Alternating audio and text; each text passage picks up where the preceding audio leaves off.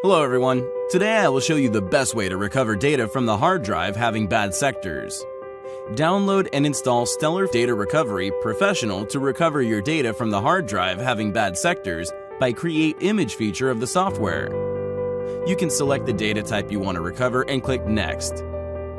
On Select Location screen, choose Recover from Disk Images to create hard drive image and click on Scan button. Then choose Create Image option to create the disk image. You can easily create the image of the specific drive which you want to recover by clicking on Start Imaging button. Now select a location to save an image, but always make sure that the source and the destination drive cannot be the same. At the later stage, you can resume the recovery process from the saved disk images. Go to the software and choose the All Data option. Click on Next, and from the Select Location interface, choose Recover from Disk Images. You can now choose the option of Recover from Existing Image option, and the software lists down the saved disk images.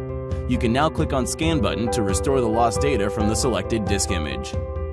You'll get files listed under File Type, Tree View, and Deleted List. You can select your desired file and recover it by pressing a Recover button.